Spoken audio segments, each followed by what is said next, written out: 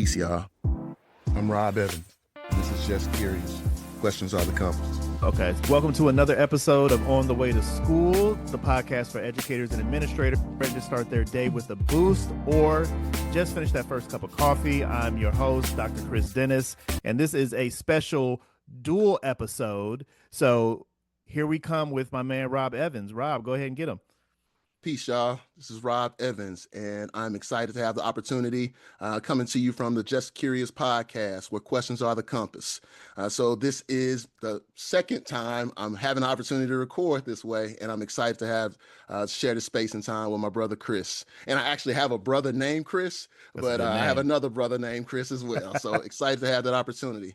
So yeah, thanks. Thanks for being here. Man, this is exciting. I met Rob in it was probably 2010, if my memory served me. I don't know what it was, but yeah, 2010. Rob was working at Chadwick School. I was working at A Better Chance, and when you see another man of color, a black man on a campus, it's just natural to be curious, and Rob was one of those people who let me know what my students would feel on that campus. So that was, and it's been that way ever since. So, and now we golf bros. So, we got more in common than just jobs. Absolutely. It's funny you mentioned that when we met, because it was another brother who I hold in utmost and deep respect that, introduced. So when he vouched for you, he's like, Milton, shout out to Milton. Shout out to Milton. Back home, okay. Moved back to St. Louis. But Milton and I, hit it off right away. Because I had spent so much time in the Midwest, and he was from St. Louis, and it was right away. So when I saw y'all on campus, I'm like, beeline, like I'm going over there to see what they're talking about. So right away, and hit it off, and it's been amazing ever since. And you right on, it was 2010. Like, man. It's been a minute, and in these school years, they go by so fast. Sometimes you don't ever really think about, like, it's been 15 years I've known you. It's been 15 years, and who knows how many institutions between us have we touched in between 15 years? Because it's what I do know about about movement in 15 years is that there's work to be done everywhere. It's not if you're doing the work, it's where you're doing the work, because as individuals, we just do the work. And I think that's a good segue into the topic, that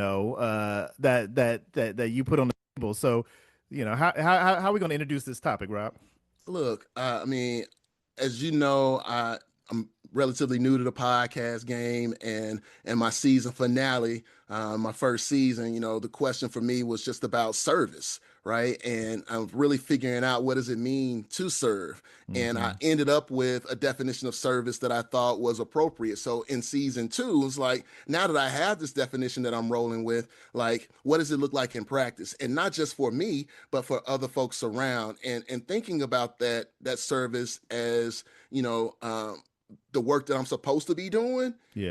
And not only that, but if that service is the work that I'm supposed to be doing, I'm doing it in earnest. And that's how I will, how I show up for God, because he don't need me to do anything but just be the best me that I can be. So I'm going to serve.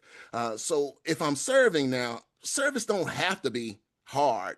It is at times, and we can do hard things, but it doesn't have to just be a heavy lift. You can find joy in that service. So that's the question I've been ultimately, that I want to explore in this season, like finding that joy and that awe in that service, because too often, we think about service as a burden, but I'm thinking about service as a blessing. A blessing to both me and to other folks around. So that's the spirit in which I'm showing up in. And I guess as I think about, our proximity to schools, our positionality in relationship with schools, I'm like, well, what does it look like to be in service in schools? What does it look like to find that joy when you're in service at schools? So, part of the reason that I wanted us to have this conversation, one, is because we're always having these types of conversations. And I think it's really important to spread the word Yeah. and let other folks hear the way that we're navigating some of these difficult but existential and Mm. questions. Yeah. I mean, I just had to write down service, joy, and awe because it comes from such a deep place within our spirit, within us to really operate and create spaces or maintain spaces that actually take care of what's important to people. And I think when I think about the awe of it all, for me, that looks like, you know, I used to love programming. I think I still love programming in schools and just in organ. I like an event, an initiative, a workshop. I love doing that. But I think I've come to find awe in the fact that I can appreciate something that I maybe was a part of the beginning, or I set up the structure or paved the way for or allowed even some budget allocation to somebody for somebody else to go take something and do something to better the community. I tell people I've done my job if you don't know I was a part of it at all. Because on some days the best service I can give is being with people in the smallest room with the fewest number of people making the hardest decisions and people being able to maintain their dignity and be able to see them thrive out of that. And, you know, I think probably a part of that also comes from, it might be a gender role of being a provider or, maybe a paternal kind of feeling where it's like, I want to care and also be responsible, be accountable to people. So that gives me joy and awe. Um, and sometimes it's the little things that allow me to know that people see it and appreciate it. But yeah, those are the things that kind of give me all like being able to help set something in motion so somebody else can be able to get their needs met. I'm here for that. I'm here for that. What about you? One, I received that, and one of the things I received from that is like when you really doing that type of service, there's a suspension of ego. It's not about you at all, right? And um, it's weird, man. Like when you think about that, because it seems like so often folks are ready to beat their chest and talk Yeah. about what they've done. So to be in a space and have conversations where humility is the currency is really important to me. So to hear you say that just really resonated with me. And I'd say, what about me? My service these days looks a little different than it's previously looked, Yeah. not being tethered to a campus. Yeah. And I'm finding that initially that was hard because so much of my identity had been for so long tethered to one institution at a time, and now I'm finding like I'm breathing a little bit easier because I'm like I get a chance Mm, to serve in different capacities in different spaces and in different environments to be able to serve with my frat brothers, work that we're doing in Tennessee, in my hometown, or my alma mater, with for folks that walk the same dirt that I walk, is really yeah. important to me. Yeah. And but to do it in earnest, not because I'm trying to get something out of it, not because there's something to gain, but because there's something to give. There's work to be done. So I think my joy is coming. I realize more and more like I like to build. I like the idea of managing projects in a way that I don't know if I would have realized had I still been in a school. Yeah. It's like, Yeah. and sometimes removing those institutions while part of my identity might feel like I'm not entirely sure anymore. Now it feels like, oh my God, I'm finally seeing myself in a Wow. way that I was unseen. It was like I couldn't see myself because I was always about the work that was in front of me, and and Mm, oftentimes it's a lot of it, and so that's where I think I've been finding the service. It's just in different spaces and places, yeah. and I'm bouncing. So my ADHD brain is right on time without the meds when I get a chance to bounce like this. Okay. Like That's right. yeah. Yeah. So but in terms of the joy and the awe of it all, I'm like, I have to pause. I really do have to slow down to make sure I can see the whole thing. Because too often you can get tunnel vision on it Yeah, and miss yeah, all of the beauty around what's happening in the process. So that's where I think I'm really leaning into the idea of the awe of it all. yeah.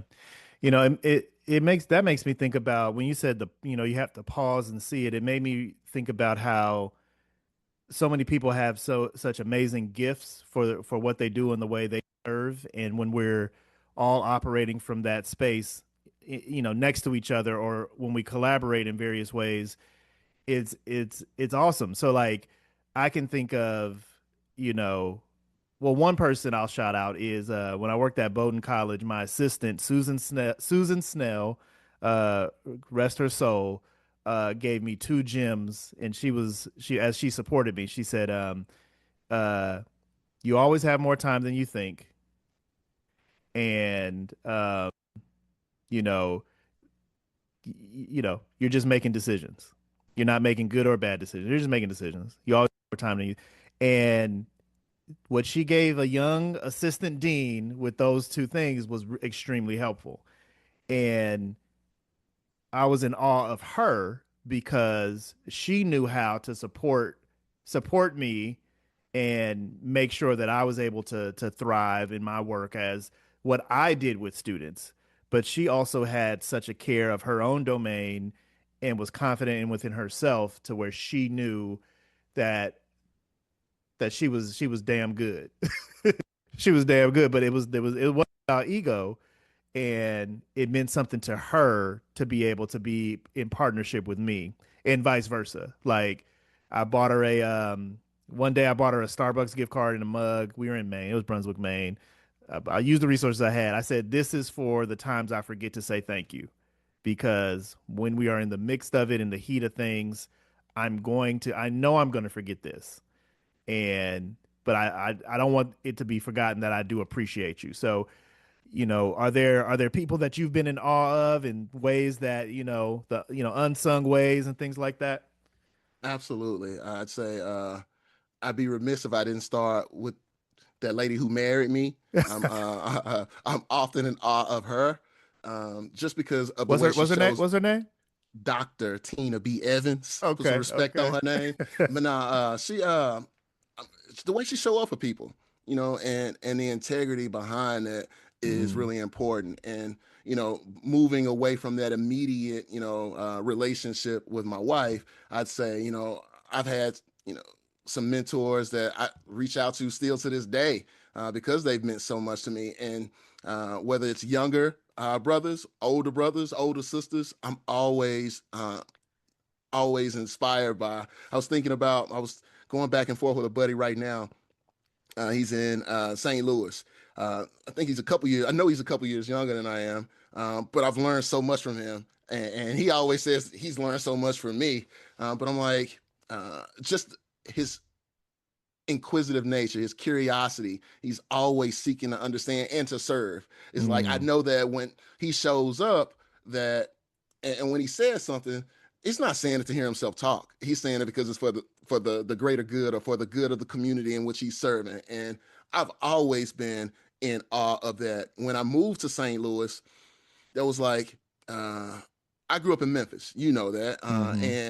and the thing is, it was when I left undergrad, I was still a boy. Even though I was a father, I was still a boy. So I moved to St. Louis. I'm in grad school, and those are the most formative years of my life. That's You know right. what I mean? In That's right. terms of thinking about uh, this group of men that I had around me that ultimately uh, helped nurture the person that I become. It was this group of men. It was about 10 dudes and the Jesuits. I ended up at a Jesuit school, and all of that was so formative to the man that I am today, because it was like reinforced who I wanted to be and gave me tools and strategies and language to continue to strive toward that. So if I Yeah. would have started naming folks, I'd go Brother Leon Henderson, God rest his soul. He was probably the most, whew, he's probably the most inspirational Yeah. and teacher. He's just a Mm. teacher. You Yeah. know what I mean? Just like, I remember sitting in his office crying, you know, like, Yeah, and just to hear him teach. Just a good dude. He passed away some years back. that's Uh, right. Brother Eric Clark, who's president at Loyola Academy in St. Louis, Terry Harris, who is running the Legacy Center STL, Tony Neal. I can literally rattle off all of these names of brothers who meant so much to me and just really helped shape who I am. And and and some of them older, some of them younger. Yeah. None of them my frat, and my frat brothers have played a important role in my life as well. So when I think about who I am today, that journey at 22 Hmm. to celebrate a birthday this month, it's like Yeah. it's because of the awe and the way that they showed up with their curiosity, with their love, their empathy, Yeah. their honesty, their transparency. They just challenged me, Yeah. in ways that was so filling. Like, all right, and Yeah. actually, it's so funny. Like a couple weeks, like last weekend, I get a message on LinkedIn from a former student in St. Louis. I didn't teach him. I taught his sister. He came to the school, but I never really had an opportunity to work to him. He like, can I get your number? He called me and we talked for an hour on Saturday. That's And it was just right. like some of those same Man. things that, Yeah. and I'm like, wow, man. Yeah. Yeah. So yeah, that's where the awe for me has been. I can literally rattle off the name. So Oh, absolutely. that is beautiful. That's beautiful. And I'm blessed to be able to hear the names too, because I think, and hopefully the folks listening can also think about who are those people and those people around them that leave them in awe for all the right reasons. And I challenge anybody listening to like let somebody know that they are that, because one, we don't know how it's going to boost their day or their moment or their trajectory, and you just need to know. A buddy of mine, Benji, texted me about an hour ago, and he said he was quoting something I said to him maybe 10 years ago to a student, and that student went to a school in New York I used to work at. So then you know how it goes. It's like, okay, and I think all of us, if someone says something positive about somebody we know, we just try to text them so that they know in the moment. And it's like the fact that we're in these relationships is powerful, and to be able to leave impacts on students that you don't even have to teach is powerful. And that's that I always say education is liberation, and I think that's a part of it, because these relationships give us evidence that we are connecting with the right people along our journey. And when you're in service, you can give freely. You're not looking for something to come back your way, and you get to act, but you actually do get filled because you are in service. You're just on your post. You're just doing what you're supposed to be doing, and you get rewards for that. I remember just telling some new faculty, I said, the students are going to pull out of you what they need. The best thing you can do is just be present and be available, because you don't know what they're going to pull from you, and you can't even prepare for what they're going to pull from you. But you just be a vessel for what they need, and they're going to get it every time. Right, because the lesson plan that you got, you might get that lesson off, but there are other lessons that you didn't even prepare for that are being delivered in that same moment, and just even the way you respond to people, you're delivering lessons, right? So Yep. like how I answer and respond to your inquiry is, a lesson plan.